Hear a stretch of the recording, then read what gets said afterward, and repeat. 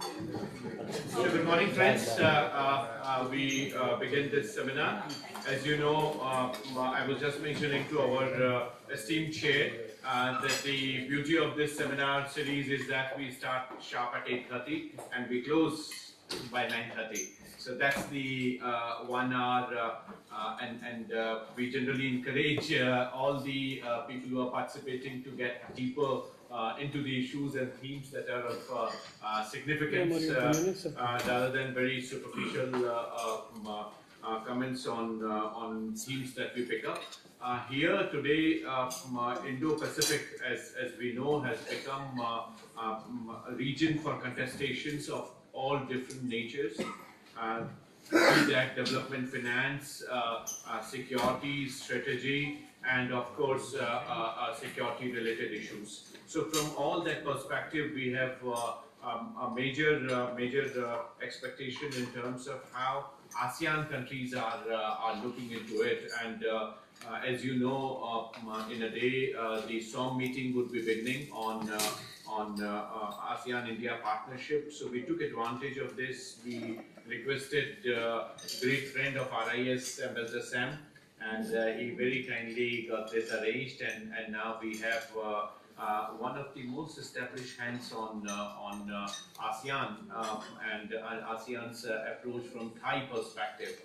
I'm also thankful to the High Commissioner of Singapore for joining, and missions from Indonesia. Of course, Thailand is here, but also Vietnam. So I acknowledge your presence, Madam, and we look forward for centrality of ASEAN as India has been talking about.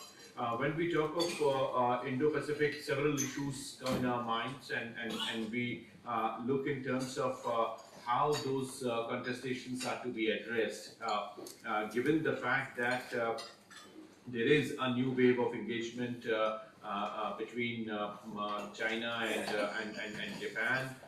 We also see the great emphasis by political leaderships across the region for having the RCEP moving forward, and of course the Green Fund and Climate Resilient Fund that are established, where Australia and New Zealand have great interest. How we are going to address this, the Indonesian approach of fulcrum in the region is also extremely important in terms of how we go forward. India's own narrative with Sagar is extremely clear in terms of how we are going to bring in an inclusive, free and open space, FOIP, as it is being called as, and that is the centrality of India's foreign policy when it comes to the region, and of course our partnership with ASEAN.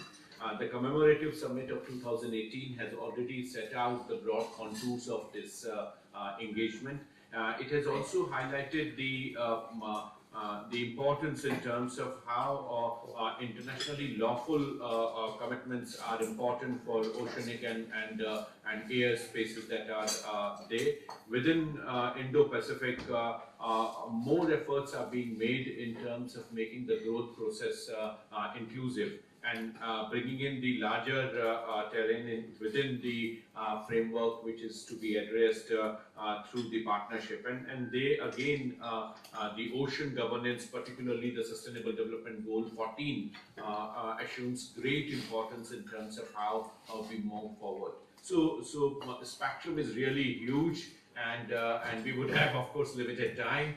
So without further ado, I would request Chair, and by the way, we are extremely privileged to have Ambassador Anil Wadhwa, who has handled most recently the territory, and of course was deeply engaged in terms of the evolution of the idea of Indo-Pacific, and he has been very closely working with not only ASEAN as a region, but also with Japan.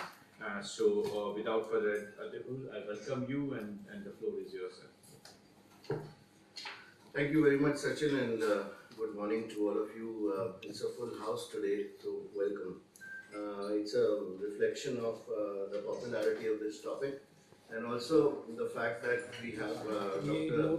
Suriya Chindawongse with us today. He's an old friend from East Asia Summit days, and of course he's been associated with ASEAN affairs from 2008. So 2008 to 2017 is quite a specialization. Dr. Chindawongse has done a Bachelor of Arts from Lafayette College in Pennsylvania.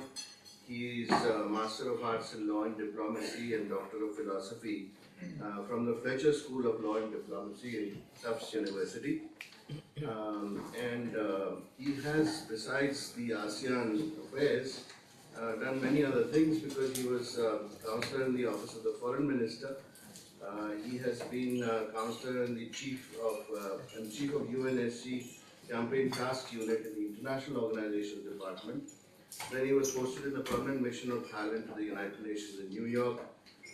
Also, he was First Secretary of the Department of European Affairs, and he worked as assistant to the Permanent Secretary before that. And of course, he was in the East Asian Affairs Department and Office of the Minister when he started off as a Third Secretary. And I believe you also have a banking background, yes, because you were at Citibank in Bangkok. Yeah, right. So quite a background, and thank you very much for agreeing to speak today. I will not speak too much about the Indo-Pacific because this is your subject today. I'd like you to elaborate on essentially not only on Thailand's viewpoint on the Indo-Pacific, but also how you relate that to India. And secondly, if you could throw some light on the Indo-Pacific concept as it's evolved within the ASEAN and the Indonesian concept of the Indo-Pacific, which is very important for the ASEAN as well. So how do you look at the future and what are the expectations of ASEAN from this exercise? Thank you. Your Excellency and dear friends, both new friends and old friends, I see many familiar faces. Firstly, with you, Ambassador TK, an old friend from ASEAN days, Ambassador Bhatia, from various meetings, and of course new friends from Foreign Affairs, and an old and new friend, and forever friend, of course, the Ambassador of Thailand, my senior colleague. Let me just start by saying the first time I arrived in India was under very special circumstances. You've watched the movie Argo. I was on the last available civilian flight flying from Tehran and landed in New Delhi. It was an Air Indian flight. Very confusing circumstances as a young kid in 1978. And then I landed in India in the midst of the Republic Day celebrations. So it was a very good introduction to India, the great diversity this country has to offer. Fast forward 30 years, I was at the New Delhi Summit, ASEAN India Commemorative Summit last year, and also attended the Republic Day celebrations in India. A lot has changed, but I think a lot has remained the same. And what has remained the same, I believe, from my perspective, is India's continuing commitment to an active role in what we see as the Asia-Pacific and what many are seeing as an emerging Indo-Pacific, however you want to put it. Semantics may not matter much to the outside world, but they matter to a lot of people.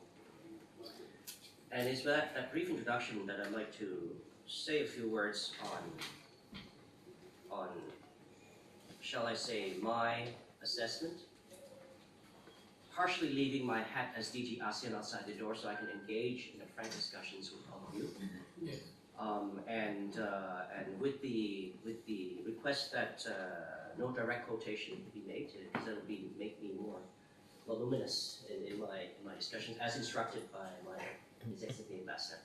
So, what's going on?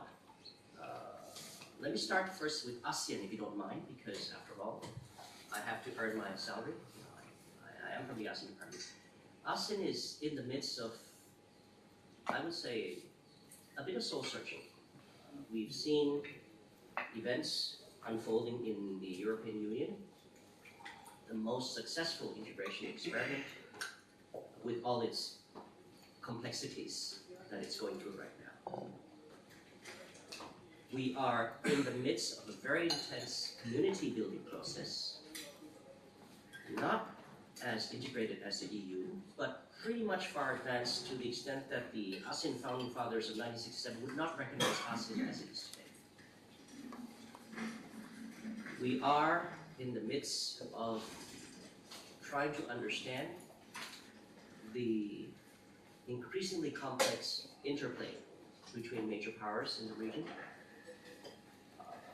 each with their different policy priorities, and by major powers I include India.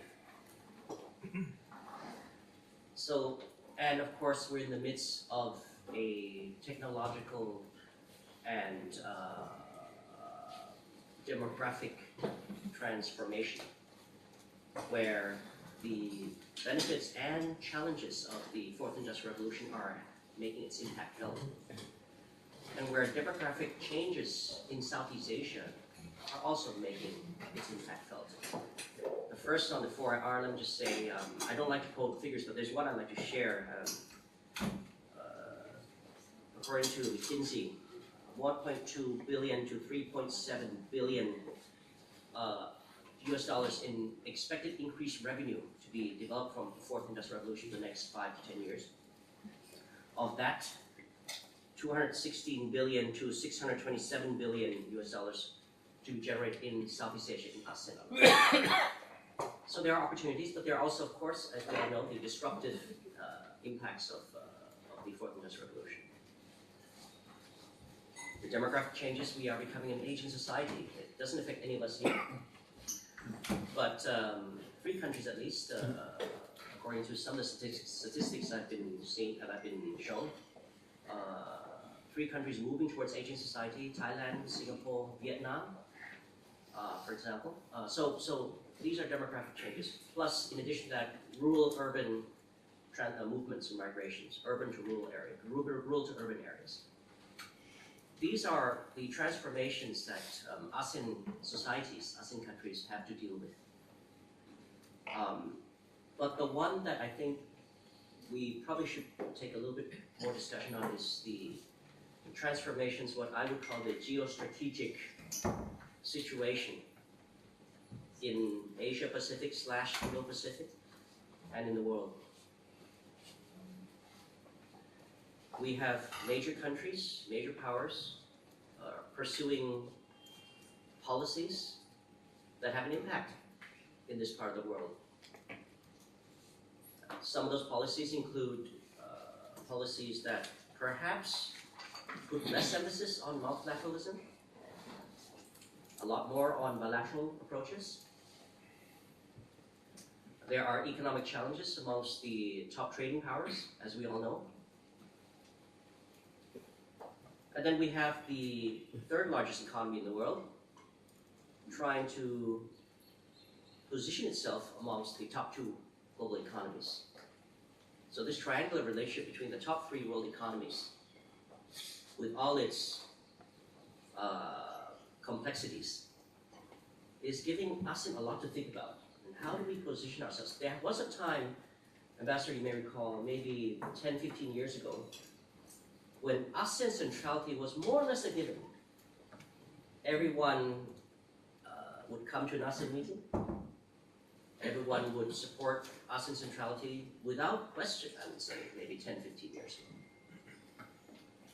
Today, ASEAN centrality, we still pursue this in ASEAN, but it has to be really fought for.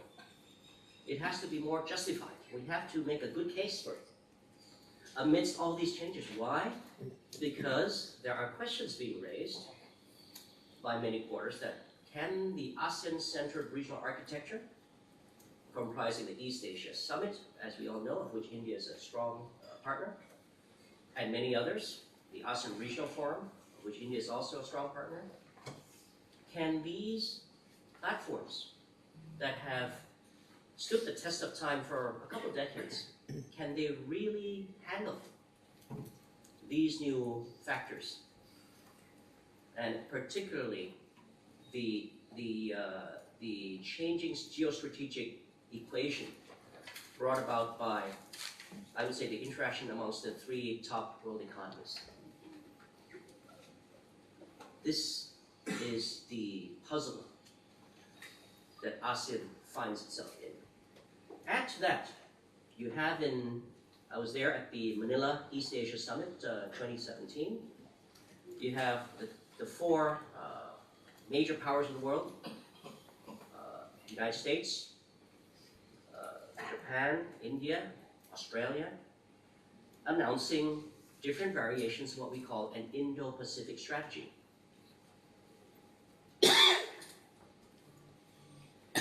And within that East Asia Summit, there was only one country, not of the four. There was only one ASEAN country and one non-Quad country, if we put it that took the floor and said, wait a minute in a positive sense and not in a cautionary sense. Just saying, any Indo-Pacific idea, an idea that involves linking the Indian Ocean and the Pacific Ocean with all its economic and strategic ramifications, it must necessarily involve, at the very least, ASEAN's views. Because, at the very least geographically, we're right there in the middle.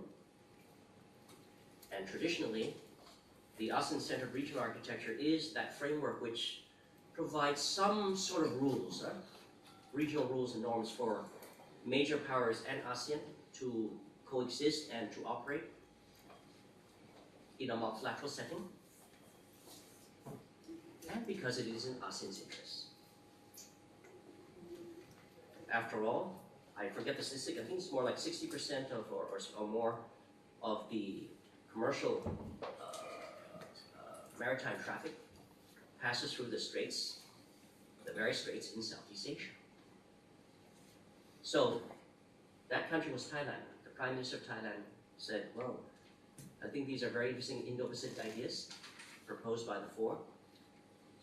And perhaps we should look and see how we can evolve that idea together.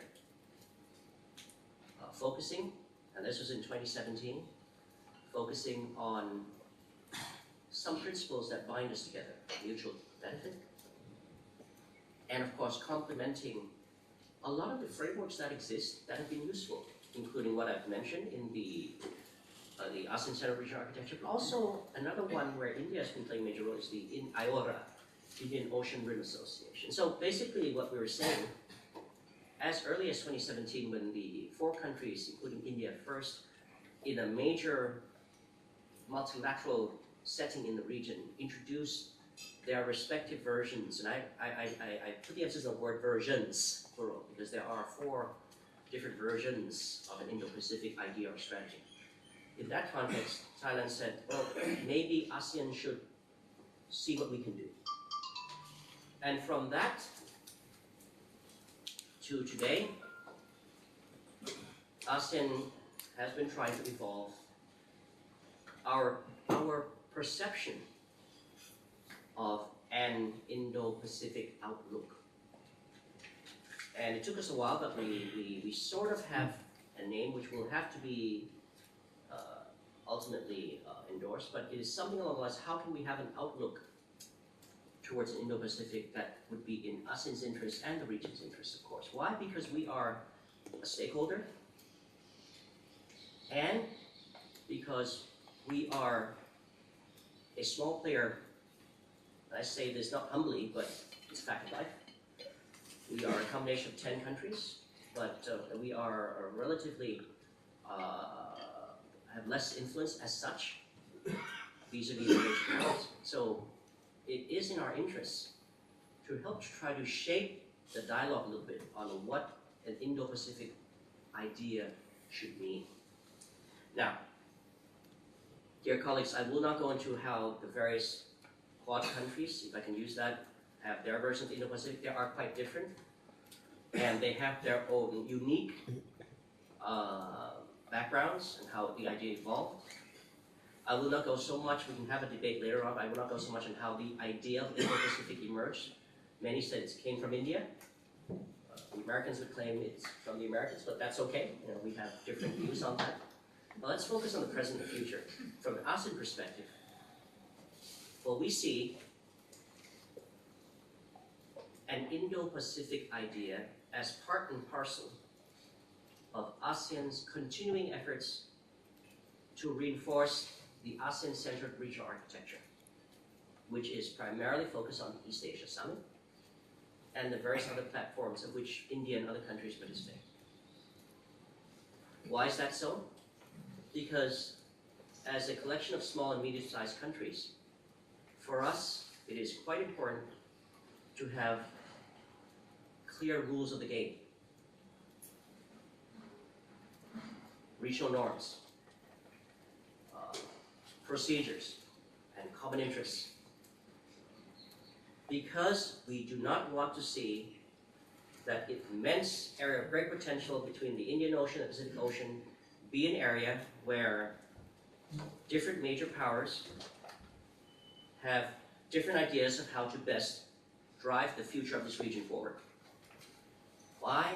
Because in our experience, historically speaking, differences in ideas, if they are not managed well, may lead to competition, and I'm being very diplomatic. We see some of that playing itself out in some of the trade tensions among some of the top trading economies in the world.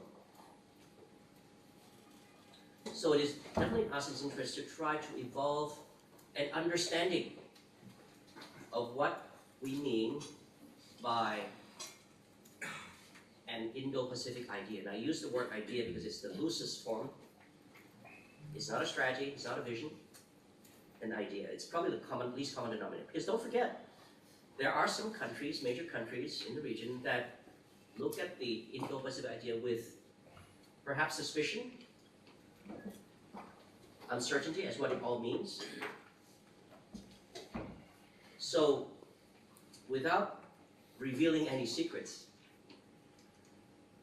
because the ASEAN's version or proposal or perspective on what an Indo-Pacific outlook idea might look like will be endorsed at the 34th ASEAN Summit that will take place in June this year. But I can share with you some of the rationale and thinking of ASEAN, and perhaps to try to link it with how India's role, India's perspective. Because we are a collection of small and medium-sized and perhaps a large country, Indonesia, and we are traditionally not the most powerful group in the region, the rationale for having at least our vision or our idea of Indo-Pacific idea is to set rules and understanding so that countries come closer together rather than drive each other apart. To make a long story short, we see any Indo-Pacific version of any country and other ideas from including the Belt and Road Initiative and India's Act East, ROK's Southern Policy. All these are not mutually exclusive, and they're not diametrically opposed to one another. That's the basic philosophy. It's very ASEAN. Why? Because we are strategic partners with all of you. And I think therein lies ASEAN's strength. As the weaker of the organizations or players, we don't threaten any of what. We don't threaten India. We don't threaten all the other major powers. And in that sense, perhaps we may be in a good position to try to see whether the various versions of the Indo-Pacific can somehow coalesce based on common understandings and mutual benefit. Because the last thing we want to see is a new era of competition, geostrategic competition that cannot be managed. This is a legitimate concern of small countries. Right? In fact, if you look at ASEAN's history, the creation of ASEAN in 1967 was exactly that. How do we manage Southeast Asia that is divided, and that was part and parcel of the Cold War, that great ideological conflict which lasted for decades. So that is ASEAN's approach. What will anchor that approach? Well, it is based on very logical ideas. I'm not saying they're the right ones, we can debate on that, but they're based on what we think are logical ideas based on our interests. If you want to have a region where countries converge with one another rather than compete in an unmanageable level, then you have to have certain principles. Peaceful settlement of disputes, the TAC, of which we're all high contracting parties. That's the Treaty of Amity and Cooperation in Southeast Asia for some of us. It will have to be based on inclusivity. They don't exclude anyone. It has to be based on complementarity. What we do in the Indo-Pacific will complement what has been going on, whether it's IORA, whether it's Mekong Ganga, whether it's ASEAN India, whether it's ASEAN EAS. They should not compete with one another. And equally important, third premise, is that it must be practical. We can talk a lot about geostrategic equations and balance of power. At the end of the day, Thailand is a developing country, and very practical what we want to see. How can an Indo-Pacific idea result in concrete, feasible cooperation projects on the ground or in the sea? And that has driven ASEAN to think about what are the ideas that could kill two birds with one stone. On the one hand, reduce the sense of competition amongst Indo-Pacific ideas and non-Indo-Pacific ideas, let me put it that way. And at the same time, bring concrete deliverables on the ground. And one of the areas of which India has great expertise, and this is where I think the role of India can interplay, is connectivity. Connectivity includes both transportation, digital, other areas of connectivity, energy connectivity. Connectivity by its very concept is something that will bring countries together. And secondly, it is a win-win proposition. And thirdly, all of the major powers now have their own connectivity strategies. Belt and Road, quality infrastructure, the connectivity components of Act East strategy of India, and so many others. The United States has just introduced the BUILD Act last year, $60 billion to be available for infrastructure development in this part of the world. So everyone, the World Bank, in all this great parade of very positive connectivity ideas, it can be a little bit confusing. So Thailand took the initiative as ASEAN chair to commission the World Bank, and we thank the World Bank as our partner on this, to generate a regional mapping exercise and study to see what are the potential synergies between all these great connectivity strategies. Because those synergies, those interfaces, are the points of convergence that perhaps ASEAN can use to push forward a notion of an Indo-Pacific cooperation that is win-win and that reduces a sense of competition amongst the powers of the region. So, and that is where India, with its great emphasis and great expertise on connectivity, whether it's in transport, digital, and others, energy, can really play a role, whether in the context of an ASEAN-India relationship, a strategic partnership, or in the broader context of the East Asia Summit. And I like to end by speaking a little bit about India's approach, which I think is very converging with what ASEAN is thinking. Now, I may be wrong, but at least my take of India's version of the Indo-Pacific strategy is one that has many principles which are aligned with ASEAN's.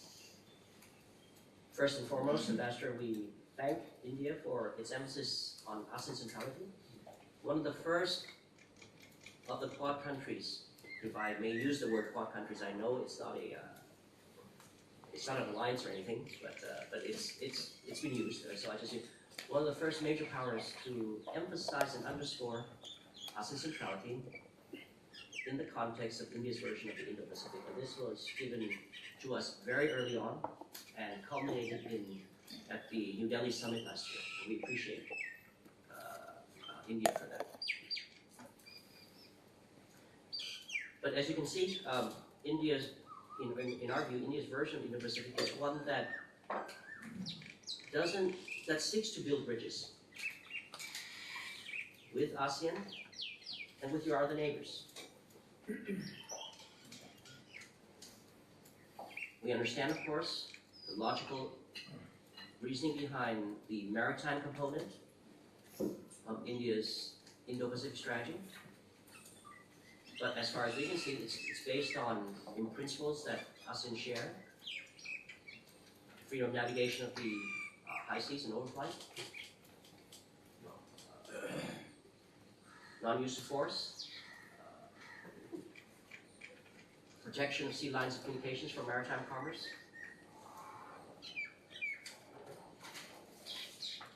So, with our understanding, at least, of India's current thinking of the Indo-Pacific, its version is very aligned, very close to what ASEAN is thinking. And so we look to India as a partner in helping move forward an Indo-Pacific idea that, as I said, brings countries together rather than drives countries towards competition. That, I think, in a nutshell, is what ASEAN is trying to do, the formalization of which will take place at the ASEAN Summit in June this year, with the formal adoption of an ASEAN approach. But once that paper comes out, there will be no surprises, because the principles upon which we are thinking of how to best connect, I use the word connect purposely, the Indian Ocean and the Pacific Ocean, is one that has been with ASEAN since its founding.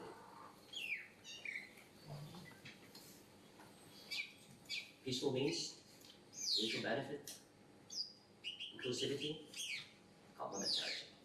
And of course, with your permission, ASEAN centrality. I end my remarks with that emphasis on ASEAN centrality, and I'll be more than happy to answer your questions as best as I can and as frankly as I can, having left my DG hat in the middle of the doorway outside. So the floor is open. Perhaps I give the floor back to you, Ambassador, for you to run the show. Thank you.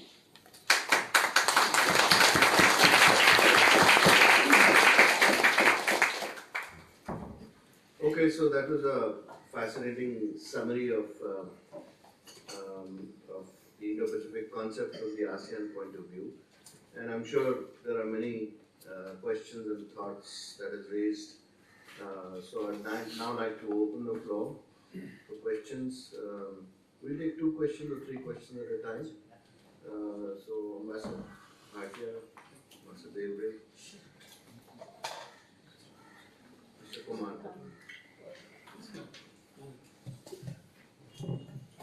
Maybe you can, my voice can reach you. Yes. Thank you very much. Wonderful to see you in Delhi once again. A very warm welcome.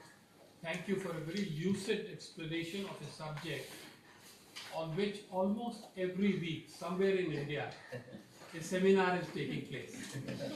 So the only reason why there are not more people here is because it's a small room. But thank you for adding to our understanding. I will like to raise two essential questions in order to further understand this very complex subject. First of all, rest assured that there is a philosophical alignment between India and ASEAN, and therefore we don't see a fundamental difficulty as and when you are able to pilot your paper through the rest of the two levels, the foreign ministerial and the summit level. The unease that could arise as far as the track 2 is concerned is twofold. One is the convergence of various connectivity plans. This is easier said than done, because there is one major connectivity plan which has caused major issues in this country, and then there are those 3 other or 4 other connectivity plans which are moving on but without too much of internal conflict. So how do you really expect the convergence to appear unless you have some good ideas on that? And the second issue is the limitations of East Asia Summit. This whole problem that arose in the past 5-6 years showed the limitations of East Asia Summit as an institution. Now, after doing everything, we are going back to East Asia Summit, which is fine. But in a new age, the age which is the age of the Indo-Pacific idea. So, if not now, would you consider at some stage to rename East Asia Summit as Indo-Pacific Summit? Oh. Thank you.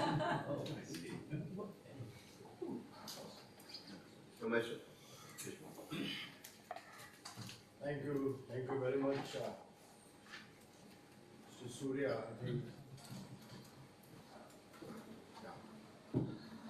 well, your presentation was very candid and very forthright.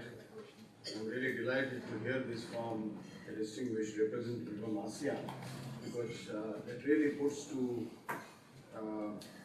rest number of questions or misgivings in our own minds about the ASEAN viewpoint in this. We must, while we discuss, as my colleague just now mentioned, we have any number of seminars and discussions in India or Indo-Pacific.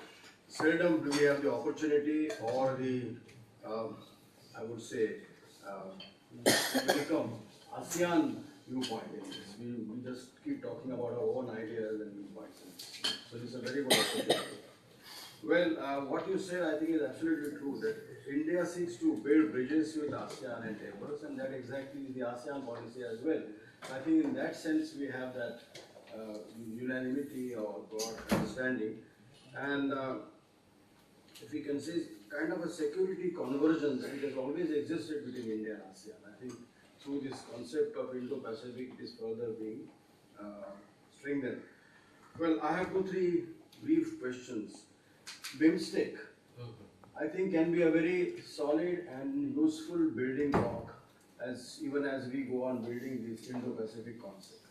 And coming as it does from Thailand, which was the originator of the idea of BIMSTEC, I think how we can build on this, what are the practical difficulties which are encountered now and how we can resolve them, I think can be a discussion on very concrete lines. Secondly, within this whole discussion of Indo-Pacific, today you have a point of contestation, and one of the issues which we cannot really wish away, that is the area of dispute in the South China Sea. The encouraging development in that, in my view, is that you are already discussing with China a draft code of conduct, and I think you have come a long way since the time that China rejected the PCA agreement, PCA. So, what is the state of now on this draft code of conduct? Is it showing some encouragement of resolution on this? And this is something which, for the sake of our own understanding, we would like to hear from you. Thirdly, I think the economic components of this Indo-Pacific are not discussed, in my view, as much as the strategic or the political components. And they include IORA, which you mentioned. I think IORA is emerging as a very promising forum. The idea of what is known as the AAGC, with which this institution RIS is closely associated, that is the Asia-Africa Growth Corridor, which will inevitably pass through ASEAN, and ASEAN's contribution in this regard will be very valuable. Another idea is blue economy. I think unless we harness blue economy of the two oceans with which this whole concept of Indo-Pacific is associated, I think we will be only talking perhaps in abstractions. So some of these points I would like to bring to your attention. Thank you. Yes. I speak? Okay. Thank you, Your Excellency. Very wonderful presentation. You actually mentioned that the ASEAN are going through a soul searching, and that you are trying to, in a way, I can't say reinvent yourself, but trying to make yourself more relevant to evolving geostrategic and geopolitical and geoeconomic developments. So actually, it's much more interesting to hear as to how ASEAN itself is looking at relating itself to these developments, and some of these developments you consider positive in the sense you talk about India, the role that India is playing. So my question actually is that, I mean, maybe perhaps now, or maybe you could refer some literature, where the ASEAN actually are, in a very granular sense, working as to how they can relate themselves and make themselves relevant to these very powerful geopolitical and geostrategic economic developments taking place there. So that's the first question. Now, for example, there was mention about the East Asia Summit. And the question really is that why the East Asia Summit has not been able to stay current in terms of the larger sort of challenges facing this particular region and the world at large. So what I'm actually saying is that perhaps whether it's India's position or whether it is Australia's position or any other country's position, how are actually is the ASEAN trying to work with them? Because if you feel that you have difficulty negotiating with the Chinese on the code of conduct, then perhaps you can strengthen your position by, let's say, working closer with these countries that we're talking about, or amongst yourselves decide as to what kind of ground rules you want to lay in South China Sea itself. In which case, China will have no option but to join those, adhere to those ground rules, and if not, like in the case of PCA award, they find themselves on the defensive. Because they know that they lost the argument. They may not lost the power, but lost the argument. The third point actually here is that, we talk about the IORA and the ASEAN.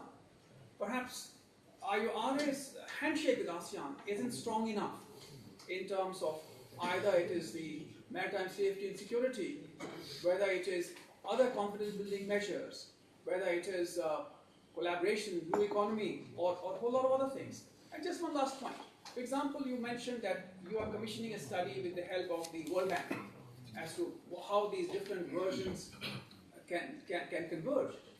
I would suggest that perhaps instead of going in for BRI, which is opaque and all the rest of it, which actually creates controversy in Thailand itself that I've been following. But for example, the Asia Infrastructure Development Bank, work with them because they work along different principles.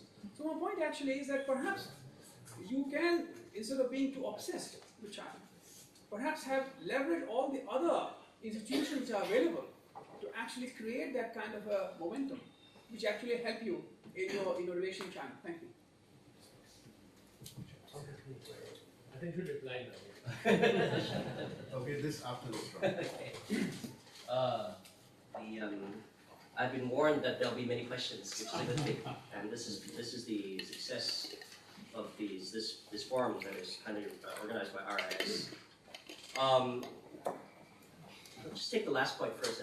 ASEAN is indeed obsessed, but we are obsessed with making our community building process work in an era of these changes that I've mentioned, and we are obsessed with making the best out of our strategic partnerships, whether it's with India or with any other partner. So you're absolutely right, we are obsessed, but hopefully it'll be an obsession that is in a positive way, that can enable us to navigate successfully in this increasingly tempestuous sea of change that's happening in the Asia-Pacific or Indo-Pacific. Now, I think the questions cluster around three different topics, and I'll try to answer them in turn.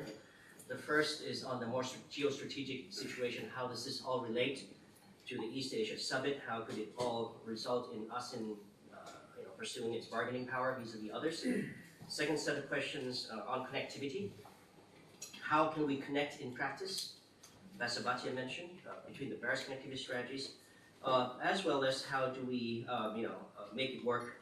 What are some of the ground rules that could happen? What some of the financial institutions that we should use in order to ensure transparency? And the third set of questions are very specific questions on the IORA, BIMSTEC, and the South China Sea. And the South China Sea I'll keep for last, because that's where we can get pretty interesting. The larger question first, should we have an Indo-Pacific summit? Well, it depends on the countries in the region, but let me put it this way. I think there is not yet, the reality is that there is not yet a full consensus on any notion of an Indo-Pacific. And this is the basic point. Does that mean that we cannot evolve cooperation in an Indo-Pacific region? Of course not. Do we want to create a large superstructure first? Or you want to create practical cooperation and contribute to regional peace and prosperity through actions first? All right? This, I think, is the issue that I think countries in the region will have to come to terms with. We have to admit right now there are countries that feel that an Indo-Pacific idea may not be the best way forward. And we respect the views of countries who feel that way. ASEAN's wish is that ASEAN's idea of an Indo-Pacific is something that I think major powers and other countries can work on. At least that is our wish. So, shall we have an Indo-Pacific summit? Probably not the right time, and probably not really the issue. It is more important, at least from ASEAN's perspective, to get that practical cooperation going, to reinforce those rules, and I'll come back to rules later on when we talk about the South China Sea, reinforce those rules that have, at the very least, provided a foundation for peaceful intercourse amongst nations in all its variations.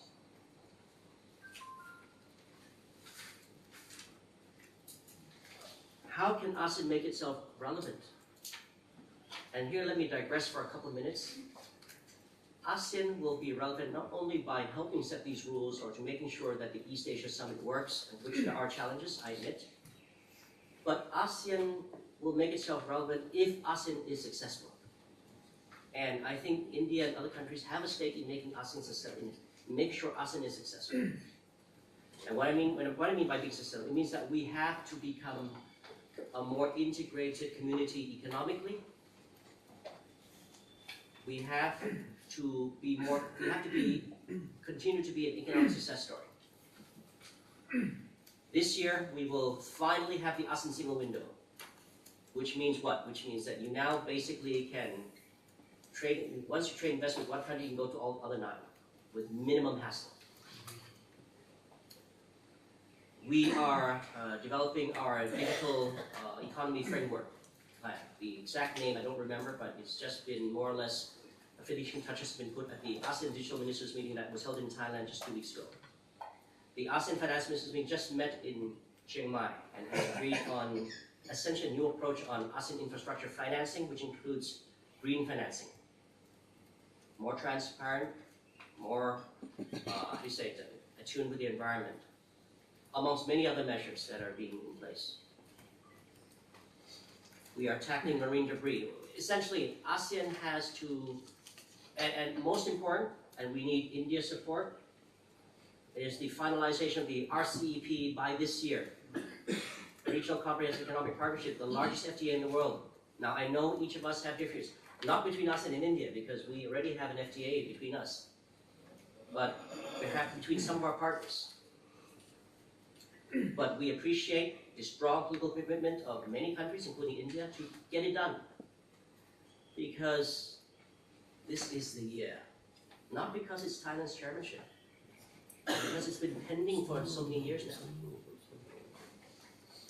And in the context of a CPTPP that does not include major trading partners, the RCEP has taken increased significance, and it will be to our mutual benefit.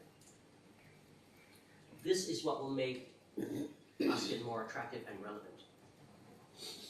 This will have to be in tandem with our efforts to strengthen the regional architecture in the platform so that it works more.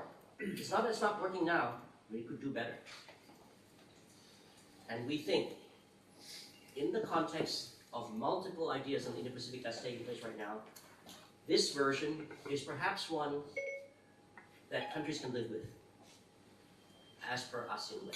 Now, to go on to very specific issues on connectivity, yes, it will philosophically and strategically, you cannot connect all the connectivities, it's impossible. The approaches are different, so we're taking a practical approach. Are there certain projects between Southeast Asia and India and other countries and China and Japan that can work? And it doesn't have to be transport. Great example is the trilateral highway between India and ASEAN and some ASEAN countries. That's going on. We hope it will continue and succeed. Digital connectivity has created opportunities. So connectivity will have to be practical. And the key is financing. There are multiple institutions that can do this. What we are trying to do within ASEAN, and this is carry onwards from what Singapore did as chair last year, ASEAN chair. This is continuity in ASEAN, by the way. We carry forward initiatives that were continued last year under the previous chair into this chair. One of them is to find bankable projects under the ASEAN Master Plan and ASEAN Connectivity. It doesn't make sense to have 1 million projects which are not bankable. So the focus is to work with the World Bank and other institutions on how to make projects bankable within ASEAN. That was an initiative last year under Singapore. We will carry forward this year. So that's how we will have connectivity work. BIMSTEC and other sub-regional organizations are a critical part of the ASEAN approach. The reason why we put complementarity as one of our principles, we believe it's a principle that would work in the Indo-Pacific setting, is that it would build on sub-regional cooperation or inter-regional cooperation like the BIMSTEC, or the ECMEX, the Ayeyarwady Chao Mekong Economic Cooperation Strategy, that's the 5 countries in Southeast Asia.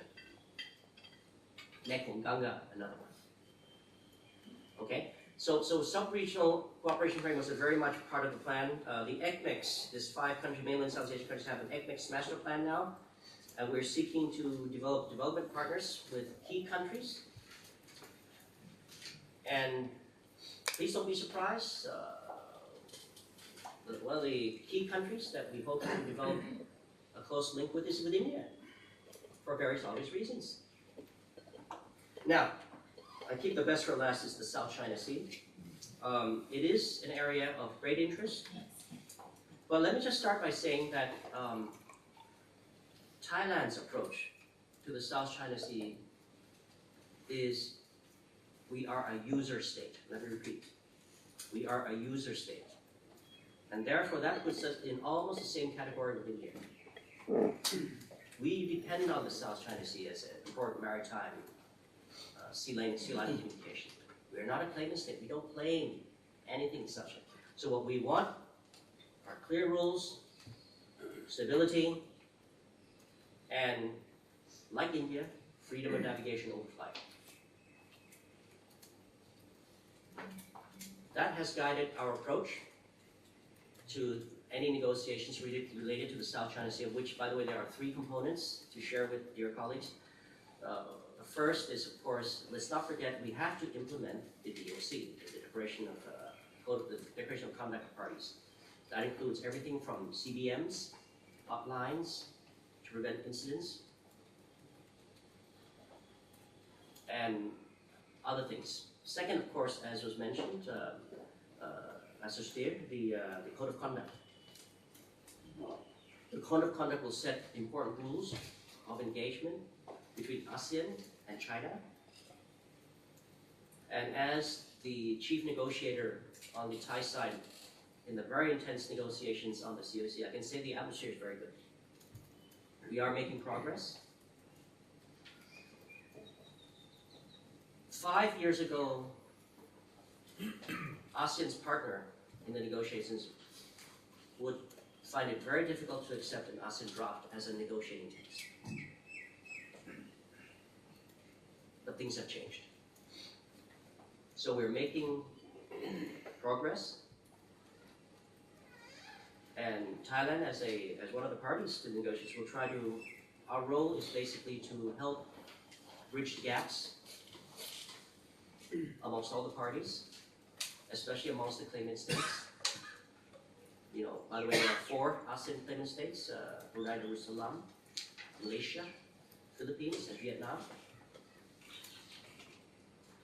So we play our role because it is in our interest to have that area to be a safe maritime area. So progress is continuing. It's a good atmosphere. And we shall continue that endeavor as a party to negotiations. I emphasize the fact that Thailand is a user state because I want to underscore the point that as a user state, like any other user state, we have the same interests,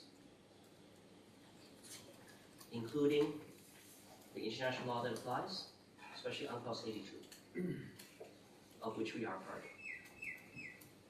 So, I'm trying to cover all the questions that have been asked, but if I, blue economy, yes, very important area, but we shall wait until after our meetings in New Delhi. We have some ideas to share with India, how we can take that forward. And hopefully, we'll have good news to share after the meeting. So out of respect to the Ministry of External Affairs, let's hold on to that. But there is ongoing cooperation between us and India on blue economy. And let's wait. But as the chair, and by the way, Thailand is the country coordinator for ASEAN India dialogue relations. So we attach great importance to that, and we hopefully, after discussions, we'll have some further cooperation on this very important area. But I'll wait onto that until after the meetings in the next few days. Thank you very much. So the next round of questions, Shakti, Professor Bhushan. And there is one.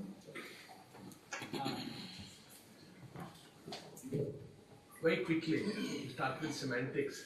Semantics are obviously important because when you define Asia, for North America, Western Europe, and for most of Southeast Asia and Asia stops at Thailand. Anything west of Thailand is not Asia. And hence the need to evolve new. What would an Indo-Pacific really look like from your point of view? Since what has its own differences, what would your be? And very quickly, this whole searching, ASEAN 5 was far more cohesive, and ASEAN 10 at different levels of geostrategic. Obviously, does that not make it more difficult for you to arrive at being taken more seriously than you were taken 15 years ago to what you were getting? Thank you very much for that presentation. You rightly observed, sir, that India has always put and upheld the ideas of ASEAN unity and ASEAN centrality in always in our pronouncements so far, and certainly when Prime Minister outlined our concept of the Indo-Pacific last year. So we have done this, and we have upheld also, as you have said just now, a rules-based order for the region. Excellency, what we have seen of ASEAN's functioning group, and you all know this much better than I do, I'm just an observer. ASEAN's inner coherence, inner cohesiveness, which India is committed to, and India wants to uphold, and India wants to strengthen. But this inner cohesiveness is not on display since a few years now. This inner cohesiveness that we would like very much to see is not really there. What are the ASEAN member states doing, if I may ask, to ensure that this cohesiveness is built up, is shored up? What are you doing among each other to ensure that whatever may be the attacks on this cohesiveness from the outside, what are you doing to ensure that it is shored up and it continues to be a very coherent and cohesive organization? And as far as we can see, sir, and the history of many internal issues intra-ASEAN, among ASEAN states shows that a rules-based regime has not really evolved. ASEAN continues to be a dialogue-based organization. It is not yet a rules-based organization. Is there any thinking within ASEAN as to how a rules-based region, which is what even Indo-Pacific is for India, is there any thinking on how you can generally, evolve from within a rules-based organization or a rules-based order? And finally, sir, would you at some point, what is Thailand's view? Would Thailand agree at some stage to discuss issues related to the Indo-Pacific in the IORA as a forum? I don't want to shoot you from behind, so I come to the front. Okay, I'll turn around, Excellency. You know, if you look at the growth and development of ASEAN over the years, I think the two contributing factors. One was a consensus on the views of the United States and China, how the region should grow within the framework of existing norms and rules. And that led ASEAN a central position and a real importance in terms of the emerging structure in the region. Both that, another factor was the role of the foreign capital within the region, and that really led to the development of most of these countries in ASEAN. Now, what you see today is that the consensus between the United States and China obviously is one that there is a contestation on the question how the region should grow in terms of norms, rules. And China wants to, bring new rules and norms. So the consensus is not there. Even the question of the role of foreign capital, there is a contestation in terms of BRI trying to sort of present one kind of framework or one narrative, and there are other narratives. Now, within this kind of conflicting and contestation, how do you really maintain your centrality? Because the whole principle, the entire foundation on which the ASEAN centrality and ASEAN growth and development were based are no longer there, and things are really changing. So within that context, parroting ASEAN centrality all the time would not really take us anywhere. The question is, how do you really bridge those gaps, and how do you really conceptually, look at the whole issue of creating a new structure retaining ASEAN centrality? My question is on the economic content of Yes. the Indo-Pacific, and I'm glad that was brought up by the Ambassador David, as well as what you talked about in terms of the regional architecture, the RCEP and the CPTPP. My question is, that your comment seems to be tinged with idealism, that RCEP should be completed by the end of the year, particularly given that CPTPP has already come to effect. If I say, that there are in reality, there may be more contradictions that would be happening, particularly given India's position so far in terms of what it is seeking as far as differential taxation is, tariff liberalization is concerned, and also in terms of services liberalization from ASEAN, which ASEAN is not agreeable to. Where do you see RCEP really going in the near future? That's one. And two, this in the context of the fact, you see, that CPTPP is already in effect. Some of the ASEAN member countries are already members of the CPTPP. 4 of them are. Many others have expressed interest. Many others absolutely. Thailand has expressed interest already in CPTPP.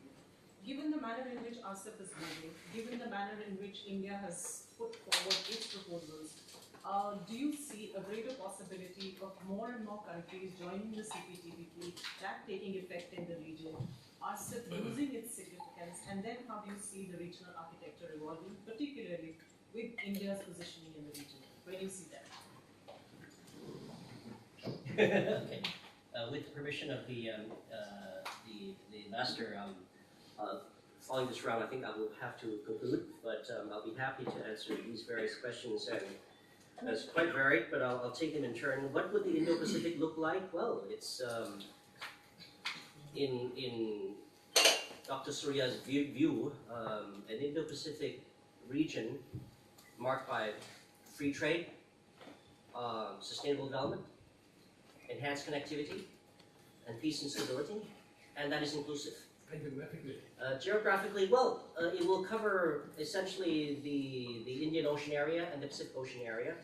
From a Southeast Asia perspective, we see ourselves as that link between the two oceans. So the debate will come in the future, I think, and it's actually coming on a little bit right now, on how much any future Indo-Pacific cooperation, once it takes hold, would include other regions beyond the obvious. And I don't want to mention particular regions right now, but there's no doubt that where the general area would be. So my sense is just to be practical. If we can proceed with specific concrete cooperation projects involving a certain number of countries in this general area, then please proceed. I think that's the ASEAN approach. ASEAN 5, us versus the ASEAN 10, well, we don't use that anymore. We're all 10 countries in Southeast Asia, so we move together. And that is how we are as a community for quite some time now. So we don't really distinguish between us. Of course, there are some countries where there are development gaps issues, and there are specific programs, what called the Initiative for ASEAN Integration, that deals with that. Cohesiveness, not on display. Well, I think we've had some hiccups. 2012 was a hiccup, but I think pretty much since then, ASEAN unity and cohesiveness has taken hold. Despite many challenges that we've faced over the last 5-6 years, the idea, at least, of ASEAN centrality has taken hold in practice. We've managed to come out, unified on many occasions. We've managed to get our partner to agree on an ASEAN text on the COC negotiations, which has never happened before.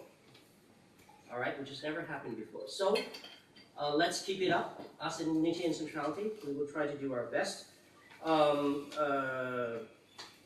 We are more and more rules-based, but ASEAN is practical. We are a combination of rules-based and policy-based. In those areas where we don't have the rules, we'll agree on a policy coordination approach together. And if that should lead to eventually a declaration or an agreement, so be it. But for example, I've just been informed before I left Bangkok for New Delhi, the ASEAN economic side has finally agreed on to fully utilize the dispute settlement mechanism for economic matters. Finally, after 8 years. It takes some time, dear friends, but ASEAN finally does it. So we have now, that is pretty much a strong indication rules base. And this is in addition to the TAC, which we all have right now in our region. So we're trying to move in that direction. All right? But we don't want to be too rules-based in the sense, when I say too rules-based means what? It means we have to be practical also. All right? If there's areas where we can move forward practically, let's do it. If we cannot get an agreement in treaty form at this time, that's okay. Let's proceed. I heard the bell, so I'll try to wrap up. How do we maintain centrality in this area of contestation? Well, this approach on an Indo-Pacific idea is one way. But I think that the proof in the pudding, to use an American expression, would be in how ASEAN delivers. And ASEAN can only deliver if it is strong economically, if we are cohesive politically. And that is why I keep coming back to our economic agenda. 13 deliverables this year, for example, from digital trade to infrastructure financing to the ASEAN single window. And this leads me very nicely to the very important question of the RCEP. You cannot work in ASEAN without having some tinge of idealism. Otherwise, ASEAN would never been created in '67. But we are, you'll be surprised to know how very realistic we are. The RCEP negotiations is, for us, not just a matter of strengthening multilateralism in this region, of which there has been trends to the contrary, but it is of practical importance. From what briefings I've heard, I think there are ways out on the pending issues, whether it involves India or other countries. As I said, the issue is not really between ASEAN and India. But we are convinced that with the very, very intense RCEP negotiation schedules for this year, and the tactical approach that countries have been taking to front-load some of the technical issues now until elections are completed in major countries, including India, we've been working together to get it done. So we are on course. Let's see in November how things go. As to the CPTPP, we, obviously, I hope, and we wish CPTPP well. We don't see it as mutually contradictory. They are mutually reinforcing. But you will see a major effort on the part of all the ASEAN countries, at least, of diverting all their resources to getting the RCP done by this year. So let's keep our fingers crossed. And with that tinge of idealism, I bring my answers to a close and give the floor back to you, Master. Thank you very much, Dr. Suriya Chindawongse. It's been a fascinating session, and thank you for answering all those questions. Some of them were very difficult questions, but you tackled them very well. And I'm sure we will go back wiser after this session with you. Thank you very much. Thank you very much. It's been a pleasure to be here.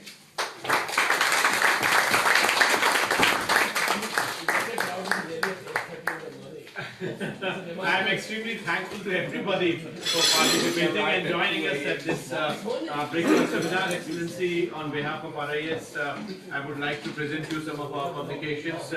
You very rightly mentioned about the trilateral highway.